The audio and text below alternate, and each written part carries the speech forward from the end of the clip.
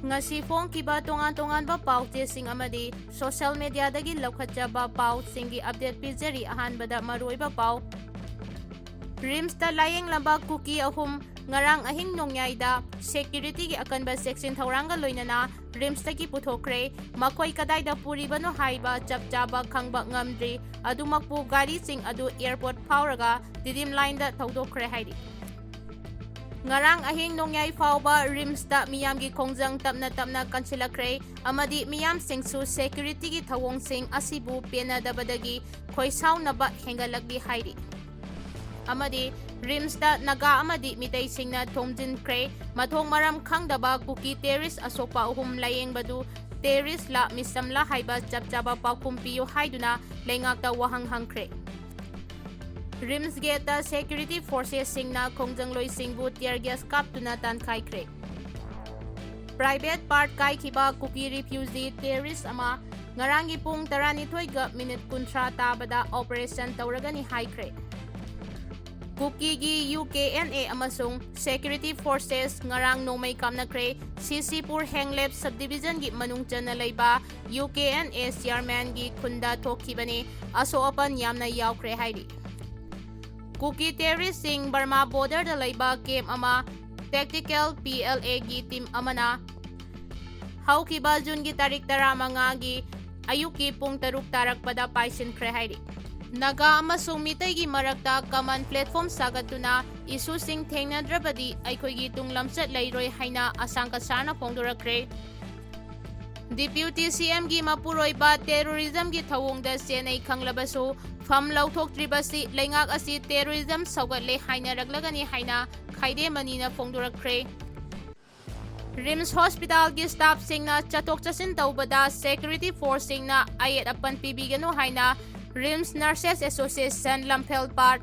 RNAL gi Maikei dagi appeal tawrakre. Yengnaba singna haraunaba yek salai leiba purup singi marakta khana sainaba gi thawong khudakta lepkadabani haina Federation of Haomi na phongdorakre. NIA da sinaduna thigat hangani haiba peningai oide. Jennings morta thamliba Naga taruki mafamda ikai khumnakre. June 12 fauba India da telegram thinjinkhre. Hauzik pau sandongna pizari.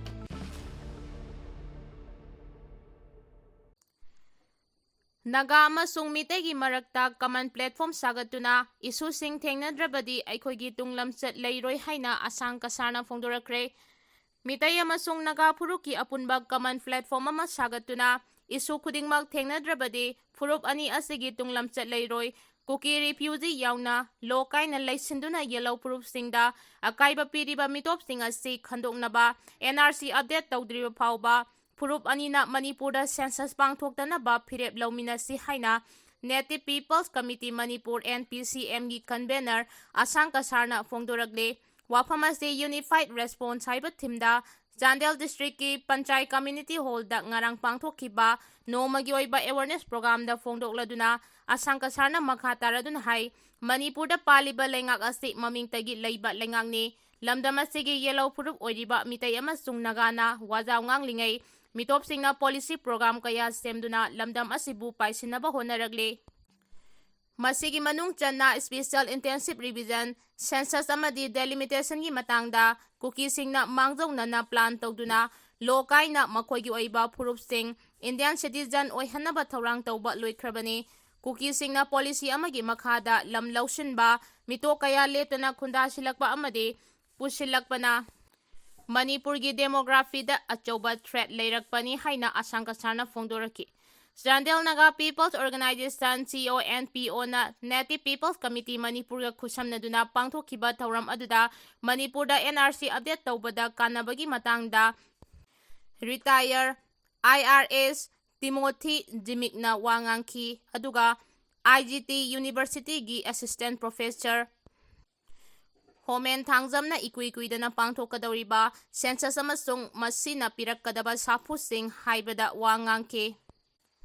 Chandel District Headquarter gi akoibada leiba khulkaya gi miyoi singsu sarugyaki. Deputy CM gi mapuroiba terrorism gi thawongda senai khanglabasu pham lauthoktribasi lengak asi terrorism sawgale hainaraglagani haina khaide manina phongdorakhre. Deputy Chief Minister amagi mapuroiba terrorism gi thawongda senai khanglabasu pham lauthokdaba amasung phaduna thamdaba ase government asina terrorism sawgale hainaraglagani haina senior advocate khaide manina phongdorakhre. Moirangkhomda leiba mahaki yumda pangthokhiba paugi mifam amada senior advocate khaide manina makhatana haikibada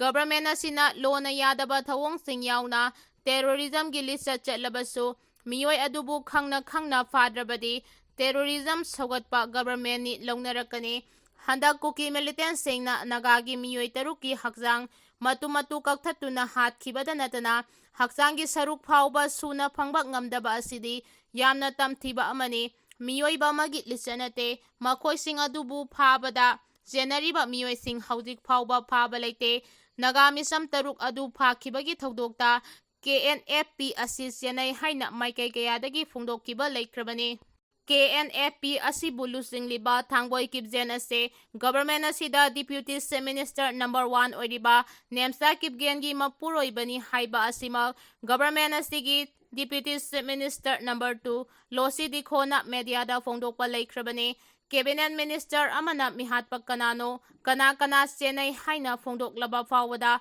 government asina thabak amata paikhatana leiriba asigi maram karigino constitution gi article 164 gi clause 2 na miyam gi kholau government adugi council of minister na daita laugadabani haina pale.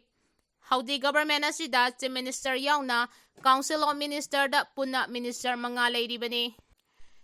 Miyamna deputy chief minister amagi mapuroiba si mihat asida chenabanina nemsa kibgen mafam lauthokadabani amasung mahaki mapuroiba si phagadabani haina kholau kaya launari. Dimana si thabak oina pangthokpam thoktabra deputy chief minister nemsa kibgen su masana khangna pham thadokpam thoi laibak thibadi haujik fawba makhoigi mathakta FIR laukhatpa leitri government amasigi matangda FIR laukhatriba karigino FIR laukhatlaga faraba matung lali sumi haibaduna logi makhada tawpam thoi lal haulub aduga government asiga tawnariba su abrogate tawpam thoi masi tawdana Saugatlaga leirabadi DGP amasung BJP na lusingba government ase yalhaumi miyamgi yeknabani hairakani matamaduda tumba yaroi government ama oina tawgadaba tawdana leirabadi sangagi leiba oiraktuna leihaugadaba lamdamasi leihaidaba lamdam ama oirakani government na miyamgi ihul khangna thabak tawbana afaba oigani mihada sida KNFP gi lusingba thangboy kibjen chennai hairabanina Minister natraga miyoi amana zero FIR laukhalakpa yai haudi fawba Imphal thana natraga atopa police station amatana FIR laukhatriba karigino leibaga sida asobo wathok thoklingai chief minister na hai yenglaga leithokpa afaba nate mara leiba sing fanaba honari cobra laklagani leithokpana asumba oiroi cobra laklabasu awanglomda mai chaklaga makharomda thibanadi phaba kanba ngamloi terrorism gi lichat chatlibadi Chingdane terrorism hana takthokadabani haiki.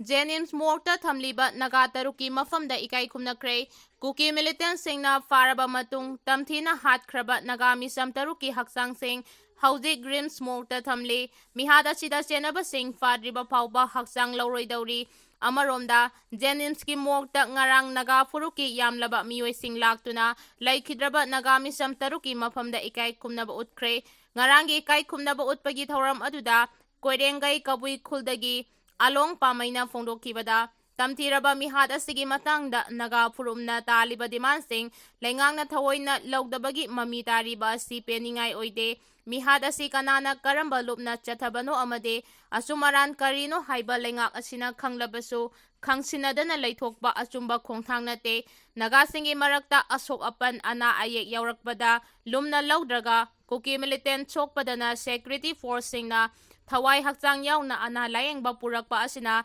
security force ase asan mirai naire haiba mayek sengna takle haina su phongdoki ngarangi thoram aduda saruk yakhiba tangkhul katmanaulong Imphal gi president Janmi Raikhana ꯃꯤꯁꯝ 3 ꯍꯥꯠꯈꯤꯕ ꯑꯁꯤꯗ ꯆꯦꯟꯅꯕ ꯃꯤꯑꯣꯏꯁꯤꯡ centre ꯑꯃꯗꯤ state ꯂꯩꯉꯥꯛꯅ ꯐꯥꯒꯦ ꯍꯥꯏꯅ ꯈꯜꯂꯕꯗꯤ ꯊꯣꯏꯅ ꯑꯔꯨꯕ ꯅꯠꯇꯦ, ꯑꯗꯨꯃꯛꯄꯨ ꯉꯁꯤ ꯐꯥꯎꯕ ꯂꯩꯉꯥꯛ ꯑꯁꯤꯅ ꯃꯤꯠꯌꯦꯡ ꯆꯪꯕꯒꯤ ꯃꯃꯤꯗꯤ ꯇꯥꯗ꯭ꯔꯤ ꯍꯥꯏꯅ ꯄꯦꯟꯗꯕ ꯐꯣꯡꯗꯣꯔꯛꯂꯤ꯫ ꯔꯤꯝꯁ ꯍꯣꯁꯄꯤꯇꯥꯜꯒꯤ ꯁ꯭ꯇꯥꯐꯁꯤꯡꯅ ꯆꯠꯊꯣꯛ ꯆꯠꯁꯤꯟ ꯇꯧꯕꯗ ꯁꯦꯀ꯭ꯌꯨꯔꯤꯇꯤ ꯐꯣꯔꯁꯁꯤꯡꯅ ꯑꯌꯦꯠ ꯑꯄꯟ ꯄꯤꯕꯤꯒꯅꯨ ꯍꯥꯏꯅ ꯑꯦꯁꯣꯁꯤꯌꯦꯁꯟꯅ ꯐꯣꯡꯗꯣꯔꯛꯈ꯭ꯔꯦ꯫ ꯔꯤꯝꯁ ꯍꯣꯁꯄꯤꯇꯥꯜ ꯑꯁꯤꯗ ꯊꯕꯛ ꯇꯧꯔꯤꯕ ꯁ꯭ꯇꯥꯐꯁꯤꯡꯅ ꯁꯛꯇꯥꯛꯆꯦ ID ꯀꯥꯔꯗ ꯐꯥꯎꯕꯗ ꯌꯥꯟꯗꯨꯅ ꯆꯠꯊꯣꯛ ꯆꯠꯁꯤꯟ ꯇꯧꯕꯗ ꯁꯦꯀ꯭ꯌꯨꯔꯤꯇꯤ ꯐꯣꯔꯁꯁꯤꯡꯅ ꯑꯌꯦꯠ ꯑꯄꯟ ꯄꯤꯔꯤꯕ ꯑꯁꯤ ꯇꯧꯕꯤꯒꯅꯨ ꯍꯥꯏꯅ ꯔꯤꯝꯁ ꯅꯔꯁꯦꯁ ꯑꯦꯁꯣꯁꯤꯌꯦꯁꯟ ꯂꯝꯐꯦꯜ ꯄꯥꯔꯠ RNALꯒꯤ ꯃꯥꯏꯀꯩꯗꯒꯤ ꯑꯥꯄꯤꯜ ꯇꯧꯔꯛꯂꯦ꯫ ꯉꯔꯥꯡ ꯀꯨꯀꯤ ꯑꯁꯣꯛꯄ 3 ꯔꯤꯝꯁ ꯍꯣꯁꯄꯤꯇꯥꯜꯗ ꯂꯥꯌꯦꯡꯕ ꯄꯨꯔꯛꯏ ꯍꯥꯏꯕꯒꯤ ꯋꯥꯍꯧꯗ ꯊꯣꯛꯈꯤꯕ ꯊꯧꯗꯣꯛ ꯑꯗꯨꯒꯤ ꯃꯇꯥꯡꯗ ꯑꯦꯁꯣꯁꯤꯌꯦꯁꯟ ꯑꯁꯤꯅ ꯁꯤꯟꯗꯨꯅ ꯄꯥꯡꯊꯣꯛꯈꯤꯕ ꯄꯥꯎꯒꯤ ꯃꯤꯐꯝ ꯑꯃꯗ ꯐꯣꯡꯗꯣꯛꯈꯤꯕꯅꯤ꯫ ꯔꯤꯝꯁ ꯍꯣꯁꯄꯤꯇꯥꯜꯗ ꯄꯥꯡꯊꯣꯛꯈꯤꯕ ꯄꯥꯎꯒꯤ ꯃꯤꯐꯝ ꯑꯗꯨꯗ ꯑꯦꯁꯣꯁꯤꯌꯦꯁꯟ ꯑꯁꯤꯒꯤ ꯃꯦꯝꯕꯤ ꯁꯂꯥꯝ ꯔꯣꯃꯥꯅ ꯍꯥꯏ ꯑꯅꯥꯕꯁꯤꯡꯒꯤ ꯑꯅꯥ ꯂꯥꯌꯦꯡꯐꯝ ꯑꯣꯏꯔꯤꯕ ꯔꯤꯝꯁ ꯍꯣꯁꯄꯤꯇꯥꯜ ꯋꯥꯔ ꯖꯣꯟ ꯑꯣꯟꯊꯣꯛꯇꯨꯅ ꯍꯣꯁꯄꯤꯇꯥꯜ ꯑꯁꯤꯗ ꯊꯕꯛ ꯇꯧꯔꯤꯕ ꯁ꯭ꯇꯥꯐꯁꯤꯡꯗ ꯆꯠꯊꯣꯛ ꯆꯠꯁꯤꯟ ꯇꯧꯕꯗ ꯑꯄꯟꯕ ꯄꯤꯔꯤꯕ ꯑꯁꯤ ꯇꯧꯕꯤꯒꯅꯨ꯫ ꯍꯣꯁꯄꯤꯇꯥꯜ ꯍꯥꯏꯕꯁꯤ ꯑꯅꯥꯕ ꯀꯌꯥ ꯂꯥꯛꯇꯨꯅ ꯂꯥꯌꯦꯡꯂꯤꯕꯅꯤ꯫ ꯑꯁꯤꯒꯨꯝꯕ ꯃꯐꯝ ꯑꯃꯗ ꯃꯁꯤꯡ ꯌꯥꯝꯂꯕ ꯁꯦꯀ꯭ꯌꯨꯔꯤꯇꯤ ꯊꯥꯖꯤꯟꯗꯨꯅ ꯋꯥꯔ ꯖꯣꯟ ꯑꯣꯟꯊꯣꯛꯄꯗ ꯅꯠꯇꯅ ꯍꯣꯁꯄꯤꯇꯥꯜ ꯑꯁꯤꯗ ꯊꯕꯛ ꯇꯧꯔꯤꯕ ꯁ꯭ꯇꯥꯐꯁꯤꯡꯅ ꯁꯛꯇꯥꯛꯆꯦ ID ꯀꯥꯔꯗ ꯌꯥꯟꯗꯨꯅ ꯆꯠꯊꯣꯛ ꯆꯠꯁꯤꯟ ꯇꯧꯕꯗ ꯁꯦꯀ꯭ꯌꯨꯔꯤꯇꯤꯁꯤꯡꯅ ꯃꯈꯥ ꯇꯥꯅ ꯑꯄꯟꯕ ꯄꯤꯕꯤꯒꯅꯨ꯫ ꯑꯁꯤꯒꯨꯝꯕ ꯊꯧꯑꯣꯡ ꯑꯁꯤ ꯃꯈꯥ ꯇꯥꯅ ꯇꯧꯍꯟꯗꯅꯕ ꯃꯔꯤ ꯂꯩꯅꯕꯁꯤꯡꯅꯁꯨ ꯃꯤꯠꯌꯦꯡ ꯆꯪꯕꯤꯌꯨ ꯍꯥꯏꯈꯤ꯫ ꯅꯥꯀꯜ ꯑꯃꯔꯣꯝꯗ ꯄꯥꯎꯒꯤ ꯃꯤꯐꯝ ꯑꯗꯨꯒ ꯃꯔꯤ ꯂꯩꯅꯅ RNALꯒꯤ ꯃꯦꯝꯕꯔ ꯅꯔꯁ ꯑꯦꯜ ꯑꯁꯪꯕꯤꯅ ꯍꯥꯏ ꯉꯔꯥꯡ ꯔꯤꯝꯁ ꯍꯣꯁꯄꯤꯇꯥꯜ ꯃꯅꯨꯡꯗ ꯊꯣꯛꯈꯤꯕ ꯊꯧꯗꯣꯛ ꯑꯃꯗ ꯁꯦꯀ꯭ꯌꯨꯔꯤꯇꯤ ꯐꯣꯔꯁꯁꯤꯡꯅ ꯃꯤꯌꯥꯝ ꯇꯪꯈꯥꯏꯅꯕ ꯍꯣꯠꯅꯕꯗ ꯍꯣꯁꯄꯤꯇꯥꯜ ꯃꯅꯨꯡꯗ ꯃꯣꯛ ꯕꯣꯝ ꯑꯃꯗꯤ ꯇꯤꯌꯔ ꯒ꯭ꯌꯥꯁ ꯁꯦꯜ ꯀꯌꯥ ꯀꯥꯞꯁꯤꯟꯕ ꯑꯗꯨ ꯑꯀꯟꯕ ꯃꯑꯣꯡꯗ ꯀꯟꯗꯦꯝ ꯇꯧꯏ꯫ ꯍꯣꯁꯄꯤꯇꯥꯜ ꯍꯥꯏꯕꯁꯤ ꯑꯁꯣꯟ ꯑꯅꯥ ꯀꯌꯥ ꯌꯥꯎꯅ ꯑꯅꯥꯕ ꯀꯌꯥꯒꯤ ꯂꯥꯌꯦꯡꯐꯝ ꯃꯐꯝ ꯑꯃꯗ ꯃꯣꯛ ꯕꯣꯝ, ꯇꯤꯌꯔ ꯒ꯭ꯌꯥꯁ ꯁꯦꯜ ꯀꯌꯥ ꯀꯥꯞꯁꯤꯟꯕ ꯍꯥꯏꯕꯁꯤ ꯍꯣꯁꯄꯤꯇꯥꯜ ꯑꯗꯨꯗ ꯂꯥꯌꯦꯡꯗꯨꯅ ꯂꯩꯔꯤꯕ ꯑꯁꯣꯟꯕ ꯀꯌꯥ ꯑꯃꯗꯤ ꯄꯥꯈꯠꯇꯨꯅ ꯑꯅꯥꯕ ꯍꯦꯟꯖꯤꯜꯂꯛꯄ ꯀꯌꯥ ꯑꯃꯁꯨ ꯌꯥꯎꯔꯛꯂꯤ꯫ ꯃꯁꯤꯗ ꯅꯠꯇꯅ ꯇꯤꯌꯔ ꯒ꯭ꯌꯥꯁ ꯁꯦꯜꯗꯒꯤ ꯊꯣꯔꯛꯄ ꯃꯩꯈꯨ ꯑꯗꯨꯅ ꯑꯅꯥꯕ ꯀꯌꯥ ꯑꯃꯁꯨ ꯁꯣꯔ ꯍꯣꯟꯕꯗ ꯑꯋꯥꯕ ꯄꯣꯛꯍꯜꯂꯤ꯫ ꯂꯣꯏꯅꯅ ꯁꯦꯀ꯭ꯌꯨꯔꯤꯇꯤ ꯐꯣꯔꯁꯁꯤꯡꯅꯁꯨ ꯃꯤꯌꯥꯝ ꯂꯥꯛꯁꯤꯟꯅꯕ ꯍꯣꯠꯅꯕꯗ ꯍꯣꯁꯄꯤꯇꯥꯜ ꯃꯅꯨꯡꯗ ꯇꯤꯌꯔ ꯒ꯭ꯌꯥꯁ ꯁꯦꯜ ꯀꯥꯞꯄꯒꯤ ꯊꯕꯛ ꯃꯈꯥ ꯇꯥꯅ ꯇꯧꯕꯤꯒꯅꯨ ꯍꯥꯏꯈꯤ꯫ ꯌꯦꯛꯅꯕꯁꯤꯡꯅ ꯍꯔꯥꯎꯅꯕ ꯌꯦꯛ ꯁꯂꯥꯏ ꯂꯩꯕ ꯐꯨꯔꯨꯞꯁꯤꯡꯒꯤ ꯃꯔꯛꯇ ꯈꯠꯅ ꯆꯩꯅꯕꯒꯤ ꯊꯧꯑꯣꯡ ꯈꯨꯗꯛꯇ ꯂꯦꯞꯀꯗꯕꯅꯤ ꯍꯥꯏꯅ ꯐꯦꯗꯔꯦꯁꯟ ꯑꯣꯐ ꯍꯥꯎꯃꯤꯅ ꯐꯣꯡꯗꯣꯔꯛꯈ꯭ꯔꯦ꯫ ꯐꯦꯗꯔꯦꯁꯟ ꯑꯣꯐ ꯍꯥꯎꯃꯤꯅ ꯆꯍꯤ ꯀꯌꯥ ꯆꯪꯅ ꯁꯥꯒꯠꯂꯛꯂꯤꯕ ꯆꯤꯡ ꯑꯃꯗꯤ ꯇꯝꯒꯤ ꯌꯦꯛ ꯁꯂꯥꯏ ꯂꯩꯕ ꯑꯄꯨꯟꯕꯒꯤ ꯄꯥꯡꯒꯜ ꯑꯁꯤ ꯀꯅꯥꯒꯨꯝꯕ ꯃꯤꯑꯣꯏ ꯈꯔꯅ ꯊꯑꯣꯏꯅ ꯊꯨꯒꯥꯏꯅꯕ ꯁꯤꯜꯂꯕ꯭ꯔꯥ ꯍꯥꯏꯕꯁꯤ ꯍꯟꯗꯛ ꯅꯨꯃꯤꯠ ꯈꯔꯅꯤ ꯑꯁꯤꯗ ꯃꯐꯝ ꯈꯔꯗ ꯊꯣꯛꯂꯤꯕ ꯋꯥꯊꯣꯛ ꯃꯆꯥꯁꯤꯡ ꯑꯁꯤꯅ ꯆꯤꯡꯅꯕ ꯐꯥꯎꯍꯜꯂꯦ ꯍꯥꯏꯅ ꯐꯦꯗꯔꯦꯁꯟ ꯑꯣꯐ ꯍꯥꯎꯃꯤꯒꯤ ꯆꯦꯔꯣꯜ ꯑꯃꯅ ꯍꯥꯏꯔꯤ꯫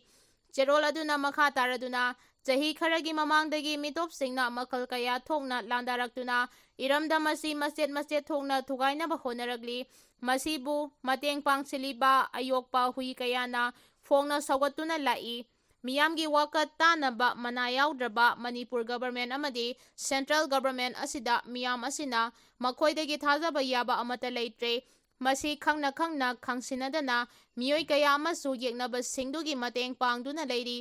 ꯃꯁꯤꯗ ꯌꯦꯛꯅꯕꯁꯤꯡꯅ ꯍꯔꯥꯎꯅꯕ ꯆꯤꯡꯇꯝꯒꯤ ꯌꯦꯛ ꯁꯂꯥꯏ ꯂꯩꯕ ꯐꯨꯔꯨꯞꯁꯤꯡꯒꯤ ꯃꯔꯛꯇ ꯅꯤꯡꯉꯥꯏ ꯁꯪꯗꯥꯅꯕ ꯈꯠꯅ ꯆꯩꯅꯕ ꯁꯤꯜꯂꯤꯕꯁꯤꯡ ꯈꯨꯗꯛꯇ ꯂꯦꯞꯀꯗꯕꯅꯤ꯫ ꯏꯀꯨꯏ ꯀꯨꯏꯗ꯭ꯔꯤꯉꯩꯒꯤ ꯃꯃꯥꯡ ꯅꯣꯡꯄꯣꯛ ꯍꯩꯔꯣꯛ ꯈꯨꯜ ꯑꯃꯗꯤ ꯊꯌꯣꯡꯀꯣꯝ ꯈꯨꯜ ꯑꯅꯤꯒꯤ ꯃꯔꯛꯇ ꯎꯪꯈꯠꯅꯕ ꯊꯣꯛꯈꯤꯕ ꯂꯣꯏꯅꯅ ꯂꯥꯡꯊꯦꯜ ꯑꯃꯗꯤ ꯃꯔꯤꯡ ꯂꯝꯂꯣꯡ ꯈꯨꯜꯂꯦꯟꯒꯤ ꯃꯔꯛꯇ ꯂꯝꯒꯤ ꯃꯇꯥꯡꯗ ꯑꯉꯝ ꯇꯥꯟꯅꯕꯒꯤ ꯊꯧꯗꯣꯛ ꯑꯃ ꯉꯁꯤꯃꯛ ꯊꯣꯛꯂꯤꯕ ꯈꯨꯗꯛꯇ ꯃꯆꯤꯟ ꯃꯅꯥꯎ ꯑꯣꯏꯕꯒꯤ ꯋꯥꯈꯜꯂꯣꯟꯗ ꯇꯥꯏꯁꯤꯟꯅꯕꯤꯌꯨ꯫ ꯃꯈꯥ ꯇꯥꯅ ꯄꯥꯝꯗꯕ ꯊꯧꯗꯣꯛꯁꯤꯡ ꯊꯣꯛꯇꯅꯕ ꯈꯨꯜ ꯑꯁꯤꯒꯤ ꯑꯣꯊꯣꯔꯤꯇꯤꯁꯤꯡꯗ ꯍꯥꯎꯃꯤꯒꯤ ꯃꯥꯏꯀꯩꯗꯒꯤ ꯊꯝꯂꯤ ꯍꯥꯏꯔꯤ꯫ ꯃꯊꯪꯗ ꯀꯔꯝꯕ ꯆꯤꯡ ꯑꯃꯁꯨꯡ ꯇꯝꯒꯤ ꯃꯐꯝ ꯑꯃꯗ ꯑꯁꯤꯒꯨꯝꯕ ꯊꯣꯛꯍꯟꯅꯤꯡꯗꯕ ꯄꯥꯝꯗꯕ ꯊꯧꯗꯣꯛ ꯊꯣꯛꯍꯜꯂꯛꯀꯅꯤ ꯍꯥꯏꯕꯒꯤ ꯆꯤꯡꯅꯕ ꯂꯩꯔꯦ꯫ ꯃꯔꯝ ꯑꯗꯨꯅ ꯈꯨꯜ ꯑꯃꯒ ꯋꯥꯈꯜ ꯇꯥꯟꯅꯗꯕ ꯂꯩꯔꯒꯗꯤ ꯈꯨꯗꯛꯇ ꯐꯦꯗꯔꯦꯁꯟ ꯑꯣꯐ ꯍꯥꯎꯃꯤꯒꯤ ꯄꯤꯖꯔꯤꯕ ꯅꯝꯕꯔꯁꯤꯡ ꯑꯁꯤꯗ ꯄꯥꯎ ꯐꯥꯎꯕꯤꯔꯛꯎ ꯍꯥꯏꯔꯤ꯫ NIAꯗ ꯁꯤꯟꯅꯗꯨꯅ ꯊꯤꯒꯠꯍꯟꯒꯅꯤ ꯍꯥꯏꯕ ꯕꯦꯅꯤꯉꯥꯏ ꯑꯣꯏꯗꯦ꯫ ꯀꯥꯡꯄꯣꯛꯄꯤ ꯗꯤꯁꯇ꯭ꯔꯤꯛꯀꯤ ꯂꯩꯂꯣꯟ ꯕꯥꯏꯐꯩ ꯀꯨꯀꯤ ꯈꯨꯜ ꯃꯅꯥꯛꯇꯒꯤ ꯀꯣꯟꯁꯥ ꯈꯨꯜꯒꯤ ꯈꯨꯟꯖꯥ 19 ꯃꯦ 18ꯗ ꯐꯥꯖꯤꯟꯈ꯭ꯔꯕ ꯃꯇꯨꯡ ꯅꯨꯄꯤ ꯑꯉꯥꯡ ꯃꯤꯑꯣꯏ 12 ꯊꯥꯗꯣꯔꯛꯂꯒ ꯅꯥꯒꯥ ꯃꯤꯆꯝ 3ꯅ ꯇꯝꯊꯤꯅ ꯍꯥꯠꯈꯤꯕ ꯊꯧꯑꯣꯡ ꯃꯤꯇꯩ ꯃꯩꯇꯩ ꯇ꯭ꯔꯥꯏꯕ ꯌꯨꯅꯤꯌꯟ MTUꯅ ꯑꯀꯟꯕ ꯃꯑꯣꯡꯗ ꯀꯟꯗꯦꯝ ꯇꯧꯔꯛꯂꯦ꯫ MTUꯒꯤ ꯆꯦꯔꯣꯜ ꯑꯃꯗ ꯑꯁꯤꯒꯨꯝꯕ ꯇꯝꯊꯤꯕ ꯊꯧꯑꯣꯡ ꯑꯁꯤ ꯏꯟꯗꯤꯌꯥ ꯂꯩꯉꯥꯛꯅ ꯁꯧꯒꯠꯄ ꯇꯦꯔꯤꯁ ꯀꯥꯡꯕꯨꯅ ꯃꯤꯌꯥꯝ ꯃꯃꯥꯡꯗ ꯏꯐꯣꯡ ꯐꯣꯡꯅ ꯆꯠꯊꯈꯤꯕ ꯊꯧꯗꯣꯛ ꯑꯃꯅꯤ꯫ ꯇꯝꯊꯤꯕ ꯃꯤꯍꯥꯠ ꯑꯁꯤꯒꯤ ꯃꯇꯥꯡꯗ ꯏꯟꯗꯤꯌꯥ ꯑꯃꯁꯨꯡ ꯃꯅꯤꯄꯨꯔ ꯂꯩꯉꯥꯛꯀꯤ ꯃꯥꯏꯀꯩꯗꯒꯤ ꯆꯞ ꯆꯥꯕ ꯊꯕꯛ ꯑꯃꯠꯇ ꯂꯧꯈꯠꯇꯕ ꯑꯁꯤ ꯈ꯭ꯋꯥꯏꯗꯒꯤ ꯂꯥꯏꯕꯛ ꯊꯤꯕꯅꯤ꯫ ꯄꯥꯀꯤꯁꯇꯥꯟꯗꯒꯤ ꯂꯥꯛꯄ ꯃꯨꯁꯂꯤꯝꯁꯤꯡꯅ ꯏꯟꯗꯤꯌꯥꯒꯤ ꯗꯦꯜꯂꯤ, ꯃꯨꯝꯕꯥꯏꯅꯆꯤꯡꯕ ꯃꯐꯝꯗ ꯆꯠꯊꯔꯝꯕ ꯑꯣꯏꯔꯝꯂꯕꯗꯤ ꯏꯟꯗꯤꯌꯥ ꯂꯩꯉꯥꯛꯅ ꯀꯔꯤ ꯈꯜꯂꯝꯒꯗꯒꯦ ꯍꯥꯏꯕ ꯋꯥꯐꯝꯁꯨ ꯊꯝꯂꯛꯂꯤ꯫ ꯖꯦꯂꯤꯌꯥꯡꯔꯣꯡ ꯅꯥꯒꯥ ꯃꯤꯆꯝ 6 ꯑꯁꯤ ꯀꯅꯥꯅ ꯃꯇꯧ ꯀꯔꯝꯅ ꯍꯥꯠꯈꯤꯕꯅꯣ ꯍꯥꯏꯕꯁꯤ ꯃꯤꯌꯥꯝꯅ ꯏꯈꯪꯗ ꯈꯪꯂꯕ ꯋꯥꯐꯝꯅꯤ꯫ ꯑꯗꯨꯕꯨ ꯃꯅꯤꯄꯨꯔ ꯑꯃꯗꯤ ꯏꯟꯗꯤꯌꯥ ꯂꯩꯉꯥꯛꯀꯤ ꯃꯁꯤꯡ ꯌꯥꯝꯂꯕ ꯁꯦꯀ꯭ꯌꯨꯔꯤꯇꯤ ꯐꯣꯔꯁꯁꯤꯡꯅ ꯊꯥ ꯑꯃꯔꯣꯝ ꯊꯤꯕ ꯈꯪꯗꯅ ꯂꯩ ꯍꯥꯏꯕꯁꯤ ꯑꯉꯛꯄ ꯋꯥꯐꯝ ꯑꯃꯅꯤ꯫ ꯊꯧꯗꯣꯛ ꯑꯁꯤ NIAꯗ ꯁꯤꯟꯅꯗꯨꯅ ꯊꯤꯒꯠꯍꯟꯒꯅꯤ ꯍꯥꯏꯔꯤꯕ ꯑꯁꯤ ꯄꯦꯟꯅꯤꯡꯉꯥꯏ ꯑꯣꯏꯗꯦ꯫ ꯃꯔꯝꯗꯤ ꯃꯅꯤꯄꯨꯔꯗ ꯊꯣꯛꯂꯤꯕ ꯏꯔꯥꯡ ꯑꯁꯤꯒ ꯃꯔꯤ ꯂꯩꯅꯅ NIAꯅ ꯊꯤꯒꯠꯄ ꯀꯦꯁ ꯈꯨꯗꯤꯡꯃꯛꯀꯤ ꯑꯆꯨꯝꯕ ꯂꯝꯂꯥ-ꯂꯟꯖꯤꯟ ꯑꯃꯠꯇ ꯉꯁꯤ ꯐꯥꯎꯕ ꯄꯨꯊꯣꯛꯄ ꯉꯝꯗꯅ ꯂꯩꯔꯤ ꯍꯥꯏꯔꯤ꯫ ꯏꯟꯗꯤꯌꯥ ꯂꯩꯉꯥꯛꯅ ꯃꯅꯤꯄꯨꯔꯒꯤ ꯌꯦꯜꯍꯧꯃꯤꯁꯤꯡ ꯃꯨꯠꯊꯠꯅꯕ ꯃ꯭ꯌꯥꯟꯃꯥꯔꯗꯒꯤ ꯂꯥꯛꯄ ꯀꯨꯀꯤꯁꯤꯡꯒꯤ ꯂꯥꯜꯍꯧꯂꯨꯞ ꯂꯤꯡꯈꯠꯄ ꯑꯃꯗꯤ ꯃꯈꯣꯏ ꯁꯤꯖꯤꯟꯅꯗꯨꯅ ꯌꯦꯜꯍꯧꯃꯤꯁꯤꯡꯒꯤ ꯃꯊꯛꯇ ꯄ꯭ꯔꯣꯛꯁꯤ ꯋꯥꯔ ꯀꯌꯥ ꯂꯦꯞꯇꯅ ꯆꯠꯊꯔꯤ꯫ ꯀꯨꯀꯤ ꯂꯥꯜꯍꯧꯕꯁꯤꯡ ꯑꯁꯤ ꯁꯤꯖꯤꯟꯅꯗꯨꯅ ꯃ꯭ꯌꯥꯟꯃꯥꯔꯒꯤ ꯃꯤꯇꯣꯞ ꯀꯌꯥ ꯂꯦꯞꯇꯅ ꯄꯨꯁꯤꯜꯂꯛꯇꯨꯅ ꯂꯝꯗꯝ ꯑꯁꯤꯒꯤ ꯗꯦꯃꯣꯒ꯭ꯔꯥꯐꯤꯗ ꯑꯆꯧꯕ ꯁꯥꯐꯨ ꯑꯃ ꯄꯤꯔꯤ꯫ ꯃꯔꯝ ꯑꯁꯤꯅ ꯌꯦꯜꯍꯧꯃꯤꯁꯤꯡꯒꯤ ꯃꯊꯛꯇ ꯂꯥꯟꯗꯥꯔꯛꯂꯤꯕ ꯑꯁꯤꯒꯤ ꯃꯇꯥꯡꯗ ꯃꯨꯟꯅ ꯋꯥꯈꯜ ꯇꯧꯗꯨꯅ ꯑꯩꯈꯣꯏꯒꯤ ꯌꯦꯛꯅꯕ ꯈꯟꯗꯣꯛꯄ ꯉꯝꯗꯕꯅꯤ꯫ ꯌꯦꯜꯍꯧꯃꯤꯁꯤꯡꯒꯤ ꯑꯄꯨꯟꯕ ꯁꯛꯇꯤꯅ ꯃꯁꯤ ꯄꯨꯟꯅ ꯊꯦꯡꯅꯕ ꯆꯪꯏ ꯍꯥꯏꯅꯁꯨ MTAꯅ ꯐꯣꯡꯗꯣꯔꯛꯂꯤ꯫ ꯖꯨꯟ 12 ꯐꯥꯎꯕ ꯏꯟꯗꯤꯌꯥꯗ ꯇꯦꯂꯤꯒ꯭ꯔꯥꯝ ꯊꯤꯡꯖꯤꯟꯈ꯭ꯔꯦ꯫ ꯖꯨꯟ 12ꯗ ꯅꯧꯅ ꯑꯃꯨꯛ ꯄꯥꯡꯊꯣꯛꯀꯗꯧꯔꯤꯕ NEET UG 2026ꯒꯤ ꯑꯦꯛꯖꯥꯝꯒ ꯃꯔꯤ ꯂꯩꯅꯅ ꯑꯔꯥꯟꯕ ꯄꯥꯎ ꯁꯟꯗꯣꯛꯄ ꯊꯤꯡꯅꯕꯒꯤ ꯄꯥꯟꯗꯝꯗ ꯖꯨꯟ 12 ꯐꯥꯎꯕ ꯏꯟꯗꯤꯌꯥꯒꯤ ꯃꯐꯝ ꯄꯨꯝꯅꯃꯛꯇ ꯇꯦꯂꯤꯒ꯭ꯔꯥꯝ ꯑꯦꯞ ꯁꯤꯖꯤꯟꯅꯕ ꯊꯤꯡꯈ꯭ꯔꯦ꯫ ꯃꯍꯩꯔꯣꯏ ꯂꯥꯈ 22 ꯍꯦꯟꯕꯅ ꯁꯔꯨꯛ ꯌꯥꯗꯨꯅ ꯄꯥꯡꯊꯣꯛꯀꯗꯧꯔꯤꯕ ꯃꯦꯗꯤꯀꯦꯜ ꯑꯦꯟꯇ꯭ꯔꯥꯟꯁ ꯑꯦꯛꯖꯥꯝꯒꯤ ꯃꯥꯡꯑꯣꯏꯅꯅ ꯑꯈꯟꯅꯕ ꯊꯧꯔꯥꯡ ꯑꯁꯤ ꯂꯧꯈꯠꯂꯛꯄꯅꯤ꯫ ꯔꯤꯄꯣꯔꯠ ꯑꯃꯅ ꯍꯥꯏꯔꯤꯕꯅ ꯇꯣꯉꯥꯟ-ꯇꯣꯉꯥꯟꯕ ꯇꯦꯂꯤꯒ꯭ꯔꯥꯝ ꯆꯦꯅꯦꯜ ꯑꯃꯗꯤ ꯒ꯭ꯔꯨꯞꯁꯤꯡꯗ NEET ꯑꯦꯛꯖꯥꯝꯒ ꯃꯔꯤ ꯂꯩꯅꯅ ꯋꯥꯍꯪ-ꯆꯦ ꯂꯤꯛ ꯑꯣꯏꯕꯒꯤ ꯃꯇꯥꯡꯗ ꯁꯦꯝꯖꯤꯟ ꯁꯥꯖꯤꯟꯕ ꯄꯥꯎ ꯁꯟꯗꯣꯔꯛꯄ ꯊꯦꯡꯅꯔꯦ꯫ ꯊꯧꯑꯣꯡ ꯑꯁꯤꯅ ꯑꯦꯛꯖꯥꯝꯗ ꯁꯔꯨꯛ ꯌꯥꯒꯗꯧꯔꯤꯕ ꯃꯍꯩꯔꯣꯏꯁꯤꯡꯗ ꯂꯥꯡꯇꯛꯅꯕ ꯄꯣꯛꯍꯟꯕ ꯃꯔꯝꯅ ꯃꯇꯝ ꯈꯔꯒꯤ ꯑꯣꯏꯅ ꯇꯦꯂꯤꯒ꯭ꯔꯥꯝ ꯑꯦꯞ ꯊꯤꯡꯅꯅꯕ ꯊꯧꯔꯥꯡ ꯑꯁꯤ ꯂꯧꯈꯠꯂꯛꯄꯅꯤ꯫ ꯑꯔꯥꯟꯕ ꯄꯥꯎ ꯁꯟꯗꯣꯛꯄ ꯊꯤꯡꯅꯕ ꯍꯣꯠꯅꯕꯗ ꯃꯦꯇꯥ, ꯒꯨꯒꯜ ꯑꯃꯗꯤ ꯇꯦꯂꯤꯒ꯭ꯔꯥꯝꯅꯆꯤꯡꯕꯗ ꯃꯄꯨꯡ ꯐꯥꯕ ꯀꯣꯑꯣꯄꯔꯦꯁꯟ ꯄꯤꯅꯕ ꯑꯣꯊꯣꯔꯤꯇꯤꯁꯤꯡꯅ ꯈꯪꯍꯟꯕ ꯂꯩꯈ꯭ꯔꯕꯅꯤ꯫